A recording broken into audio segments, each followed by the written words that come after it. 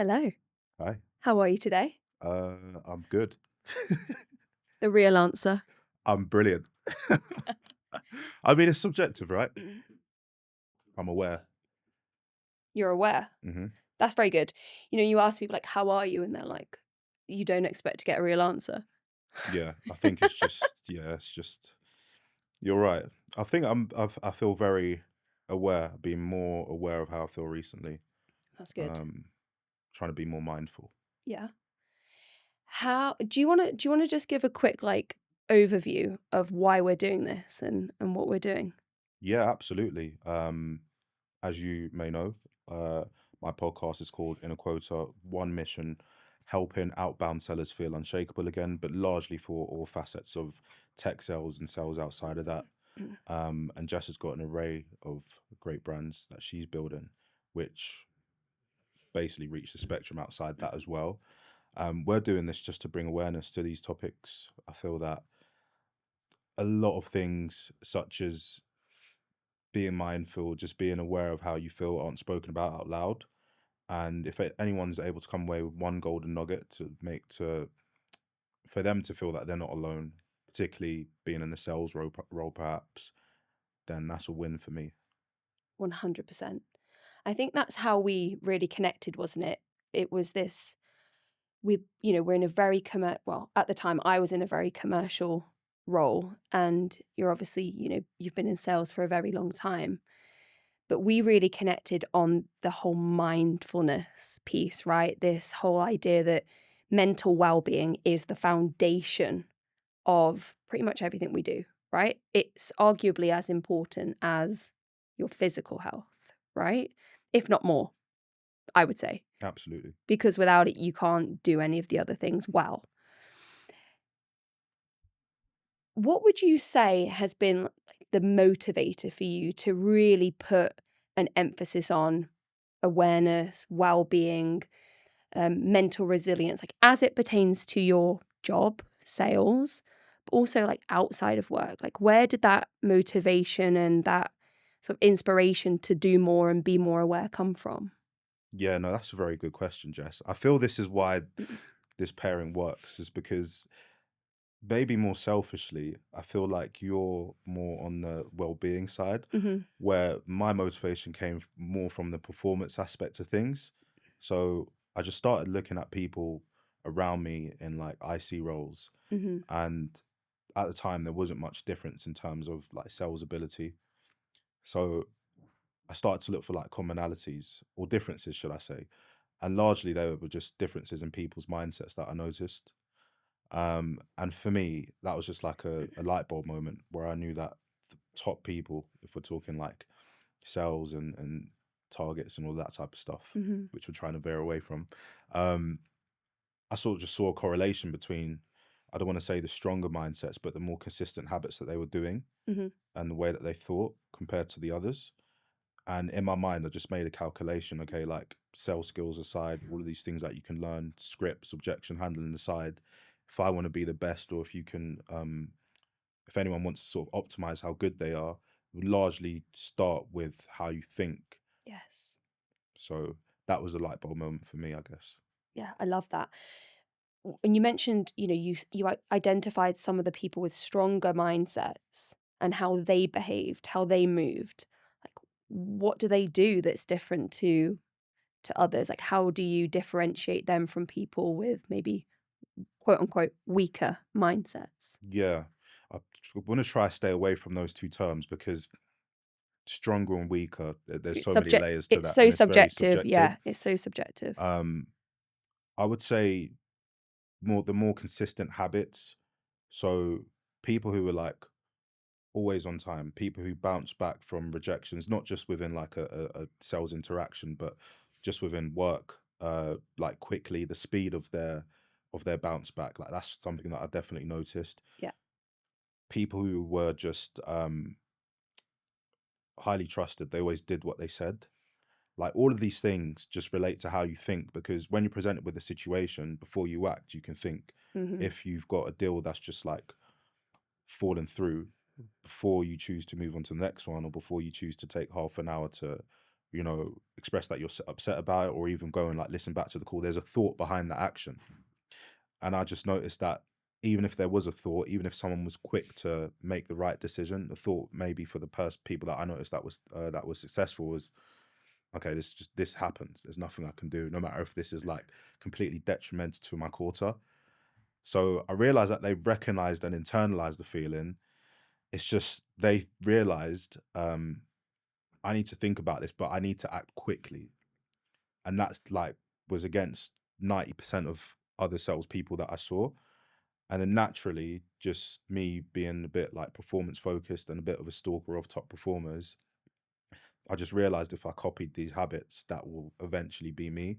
So I can probably come across as quite extreme and cynical in my actions and perhaps my thinking, but I'm always looking for No comment. I'm always looking for the action that makes the most logical sense. Like, what action will my future me thank me for? So I feel people may always see my action, but that's the thought I'm processing. Because if I ask myself that question, it could be a worse situation. I can have a deal that's like detrimental to 3 months worth of work, but the answer to that question determines my next step. Wow. I love that idea that you are thinking about your future self almost as another person, perhaps. Yeah, absolutely. That's really cool. So you're thinking like, what can I do today that my future self is going to thank me for? Do Yeah. you have that conversation with yourself kind of like that? Is it as like literal as that? Yeah, all the time. Like even relate obviously being in a leadership role, there's different things to be responsible for. But like as an IC, there's things that I would openly say that I hated at times, like in terms of I used to set myself a task of like 30 cold calls before 12. I knew I hated it, I knew I despised it, but I knew my future self would thank me for probably calling at a time that other competitor salespeople weren't calling, building resilience to rejection, getting some wins out of it, maximizing every hour that I have in the day. So I knew once I put the reps in that there'll be a good outcome from it.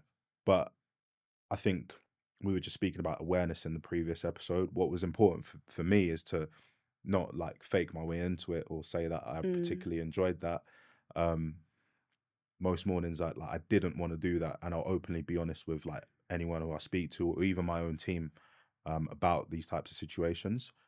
But what was important is that I did it. But to be able to do it, I needed to think about doing it. yeah, I love that. You're a machine. You're a machine. Um, but you're right. You've got to do things you don't want to do in sales quite a lot, right? But life generally, if anything worth having doesn't come easy, does it? You mentioned resilience there. Some of the best people that you work with, and you are able to bounce back from rejection, from losses. Is there anything specific that you do or any tips that you might be able to give our listeners that if they are going through something a little bit tricky or they've lost a big deal or, whatever it might be that they need to be resilient, how do you build that and how do you maintain it?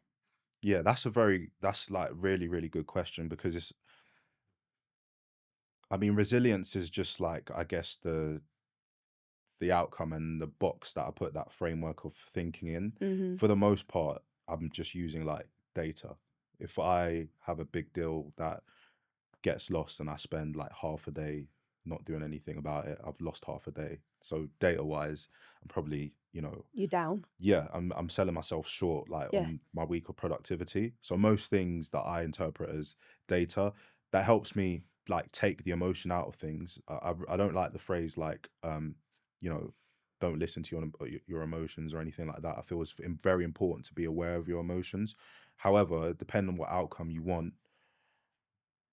are your emotions relevant of following what your emotions say relevant to achieving that outcome? So it's okay for me to like do 30 cold calls, um, feeling crap, basically. As long as I recognize that I'm feeling that way, do something about that when I do have time, but not play myself against the data, which will be not doing those calls. Because I know that even at like 50% of my ability, me doing that would have a bigger payoff than not doing that. So everything's like usually a calculation. Um, I feel like a lot of older sales models would focus on, that resilience piece, which is again just the outcome. But it's important to Mhm. be like self-aware. It's important to like make room for feeling let down, but I just probably wouldn't do it in revenue generating hours. Okay. So you've got your hours for emotion, you've got your hours for making the dollars. Yeah. And I think you're right, it's good to feel these things because I don't know about you, but like I actually used to use rejection as fuel. Like nobody wants to be rejected, but it's inevitable in sales. It's inevitable in life. Like we cannot go through life, no one, and not be rejected or let down or disappointed, right? But how, and you say you use data a lot, but how do you come back from that? How do you come back from a crappy day? How do you come back from a bad week? Like, how do you like, you said you use the data, but you can't get rid of emotion, right? So how do you use it to benefit yourself? Yeah, that's another very good question. Um, if we're talking about like rejection, th- again, because I like frame that as data, Mhm. some days like you go out searching for the no's, because if you know your numbers so well, like in a sales capacity anyway, for the like salespeople listening to this, if you know your numbers and your conversion metrics like well, which I'm like big on, then you can kind of use your mind to your advantage in that way. Mhm. If you're 50 calls to generate like an opportunity and you've done 70, it's not necessarily a bad day. You're really close. Mhm. And if it doesn't happen today, it will happen very soon, because just by the data, you've got rid of a lot of people that you won't have to speak to again or chase for a while. So it's just a bunch of like numbers and calculations to me. I feel largely that allows me to not take the emotion out of it, but it's a different emotion that I'm processing. Yeah. So I always compare it to like, with me, I saw like different types of salespeople. One type that would, let's just say, load up a calling block of like 50 calls, I feel quite like apprehensive for certain reasons. But I remember myself feeling very confident and self-assured. Mhm. Not necessarily that something would materialize off it, but something would materialize off it eventually, because I know my numbers so well. So because I'm not framing the rejection as personal, it's more so just a number for my metrics. Mhm. It's a bit different. Every no leads to a yes. Yeah, it's very cliche and old school. But is it true? It's true. Have you always been this way? Have you always had this quite strong mentality, this way of sort of looking at the world, looking at, the way things are? Um, have you always been that way, or has something changed to kind of make you think of things in that way? hmm I think, not to say anyone would be lying if they said yes, but it's just like a compound effect of life, like difficulties, struggles, like things happening in my personal life. Um, it's just maybe like it's just reframed how I've looked at things. Like you Mm, just start to see like life can be very unforgiving. Life mhm, moves on at times. Um, I feel when you do go through certain things, it can cause you to think as you try to think as logically as you can, which is what I've taken into my sales career. So whilst I have taken that into my sales career, that's just compounded amongst itself as well. So I have to be very mindful of when like I speak about my mindset to people, because everyone's going through like different things, everyone's at different stages of their career. But at this point it's very like, I wouldn't say extreme, but it's like extreme ownership and extreme like being super data driven. mhm. So like you're responsible for everything to an extent. Obviously, that has its caveats, but like that's the attitude that I like to take into like an IC role. Like I'm responsible for everything. If we have a day where there is a problem with our dialer, for example, that's my fault because in my mind, I went to uni, I've ended up in sales, I've picked this job. Power cuts can happen. I'd be like, technician, help! But this is not on me. Yeah. That's how different we are. I love it. You're like, it's all my fault. I'm like, I am not responsible for this system. That's why I needed you on the pod, because you're the well-being person, and I'm the like, how do we use our brains to hack ourselves, I basically. love it. And together, there's a nice harmony. Absolutely. So what did you want to be when you were a kid? Because nobody grows up going, I think I said this in the last episode, I want to be in sales one day when I grow up. Mhm. You didn't do that, did you? So what did you want to be when you were a kid? Bus driver. I was obsessed with, Stop but it. yeah, I could tell you like all the bus routes like in North London. Yeah, and I used to like try and chat to the bus drivers, and I knew like the different models and stuff like that. Yeah, Really? So what happened? just got into sales. You fell Yeah, off the bus into sales. pretty much. Yeah, That's maybe so one day. funny. I wonder if there's a bit of a crossover there. There might be. I mean, in terms Probably. of like how your brains work. Yeah, and that's a good question as well. Yeah, because buses are like they always go the same route, of course. Um, they're familiar. It probably is because I'm big on like pattern recognition, which is Okay. why I always say I always feel that like I am much better in a sales conversation than I am in a normal conversation. Because in a sales conversation, there's just a bunch of calculations going on in my head, down to like the tone that someone's siding. Mm-hmm. I'm actively listening, so I'm sort of figuring out how to respond next or how much space to leave before I even respond. Mm-hmm. But in a like normal conversation with a friend, I'm not thinking that way. Or in a normal conversation with someone who I meet for the first time, I'm not thinking that way. I'm doing the typical human thing. Did I come away saying something I shouldn't? How did they interpret me? But in a sales conversation, it's like switching on, and it's just a huge compound effect of like all these conversations, all these situations, all these deal stages that I've been through, and what my next step should be. Mm-hmm. Um, Very methodical. very, yeah. You mentioned at the very beginning that you are more aware than ever. What does that mean for you? What does that awareness bring up? How does it make you feel? And why? Why are you more aware now than you ever have been? Oh, yeah, really, really. We're getting deep now. Yeah, no, it's good. I feel because again, I don't want to bring it back to sales, but like with qualifying, I feel it's like always important to get to like the why behind the why. Like, Mm-hmm. and I've been trying to do that with myself more. So why does this, why does doing, I don't know, an activity make me feel good? I'm trying to root it back as much as possible, and finding a lot of the time I'm getting there, and it's just taking me time to just sit down and have that space, even down to negative emotions. Why did this bad day make me feel this way? And I won't Mm-hmm. stop at maybe something that can typically make it a bad day. Um, I'll go further than that and think, okay, where did that root back to? Where did this particular type of interaction that I may have had before 10 years ago, why did that make me feel that way? Why did that make me feel that way 10 years ago? Was there anything before that that happened that I wasn't aware of that may or may not have made me not like that interaction? And I'm like, it's made me, I've found situations that I've been thinking about. I'm like I've got it wrong.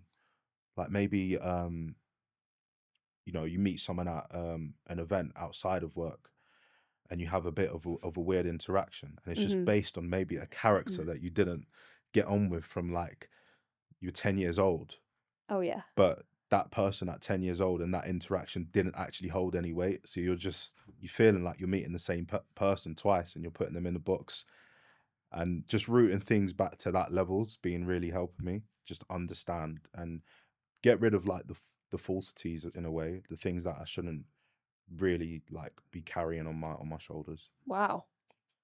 I wasn't expecting that. Is that not how people think? That's how you think.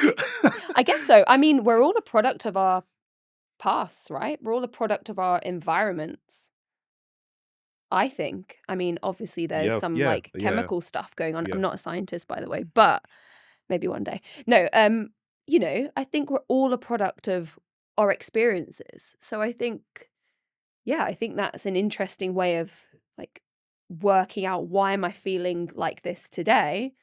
Like rewind. Well, this happened like X number of years ago. I had this situation happen to me. yeah. I feel a common, yeah, no, you're right. Like a common one is like people you feel and like you don't like someone who you've just met, and it's large. Like for what I found, it's like a lot of the time it's due to like a character who you've met ages ago, and you didn't like them for a particular reason. And if you go back to that, the reason why you didn't like them may not even have been valid at the time, Yeah. and you kind of have to remove all of your biases. Yes. Um, so yeah, Yeah. it's You're been just out there hating on people that you've never met before because you met someone like when you were 5 who just really irritated you. yeah, Um, no, but I think you're right, and I think this is why we should always like enter these, like enter every day fresh, right? And like whoever you meet, like give them a chance, right? Like it must be interesting for you being a sales manager, being a leader, right? You must come into contact with many different people, many different personalities, backgrounds, experience levels, etc. How do you manage that? How do you interact with your team in a way that makes, you feel good and makes them feel like they belong? yeah, good question. Like it starts with trust for me. Mhm. So when I first like entered leadership, I thought it was about like this big spreadsheet that I should measure myself on, and a bunch of tick boxes that I should be ticking off. But like I got really good advice that it's just about understanding people. Mhm. And at the time, I didn't know how useful that advice was, but now like I fully understand it. Um, Who gave you that advice? it was our head of sales. Yeah, Shout shout out. out. Yeah, 100%.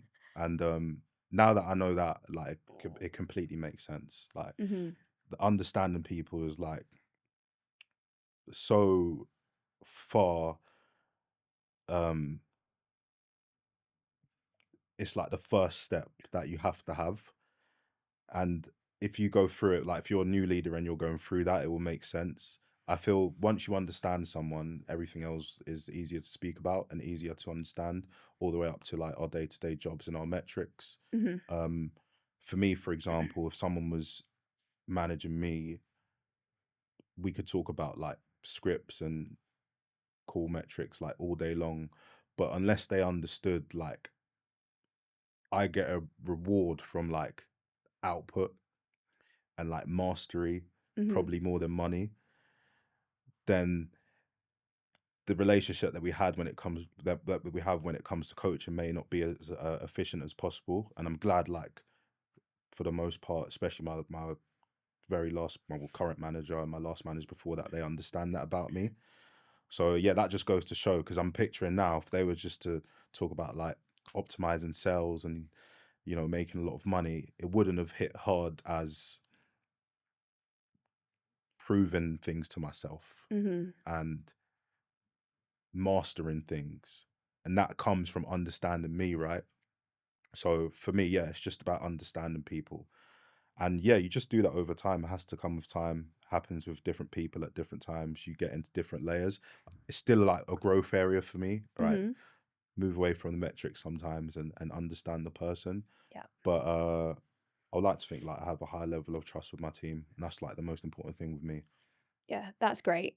That resonates with me and in terms of like how I work with clients as well, right? Trust is like the number one thing. It's the foundation, right? So at the end of the day, we're just people. We're humans, like trying to do something good, trying to do our jobs, trying to like get through our lives in the best way we can. And that's the same with sales, right? I think you put a lot of emphasis on the data. This is probably why you're a much better seller than me. Um, I was the complete opposite. I was very much around like the human side, and I almost used to forget about like what stage am I at? Where are we at in the deal cycle? Like what's going on here? Because I was just so focused on getting to know the client and what their problems were and things like that. Do you feel like sometimes, actually, two questions. Do you think your way of thinking, so this very methodical, data driven, does it sometimes conflict with how some of your team operate, or does it complement quite nicely? And then the second part of that question is, do you sometimes, or have you ever found in your sales career, because you're so data driven and methodical, has that ever taken away from your authenticity a little bit? Like that human connection, that conversational, fun part of sales? Oh, I really like the second question as well. Yeah, firstly, no, I don't think it like conflicts because I'm always able to link the data back. I just feel it's like so important. If you're able to have these three things as your action points and your main thing deep down is like being the best account manager because it's like all about the bigger purpose of the business. If you're able to achieve this, you're able to achieve what's inherently important to you. Mm-hmm. So I'm always able to link the two. And interestingly enough, has it taken away from the authenticity? So that's something that I would also like datarize in my head if that's a thing. Like, mate, I don't know if it's good or bad, but like, was my tone friendly enough there? Was Mm-hmm. I mirror matching someone there? Do I know enough about, you know, their hobbies or what they're into at that point? Like going back and trying to empower myself to realize these things. Um, for the most part, yeah, like obviously for all of the part, I'm largely being authentic, but at the same time, I want to be like auth- authentically the best version I can. So Mm-hmm. I feel you can learn to bring more of yourself out. Um, but on that note, We're almost out of time. we're gonna wrap up. So make sure you watch the next episode. You can cut that out, right? Leave it in. Have we got time for one more question? No, I don't think so. Oh, Can you hear us? Yeah. Oh. Have we got time to like wrap it up for like 2 minutes? Yeah. Should we do one more question uh-huh. very quickly? Okay. You once said, and I don't know if you'll remember this. Oh no. No, it's all good. You once said that people don't need more motivation. They just need more control over their life. And I could not agree more. How would you, so just to kind of wrap this up, because I think this ends on a note which we can both really resonate with. How do you find that control in your life? How do you get that balance so that you are in the zone? Well, um, it relates back to what I said about like the future you. Mm, What step can you take that your future you is gonna thank you for? And what question can you ask yourself that's gonna enable you to take that step? It's not necessarily about having control, but you can largely have control of the action that's going to give you the best probability of having control.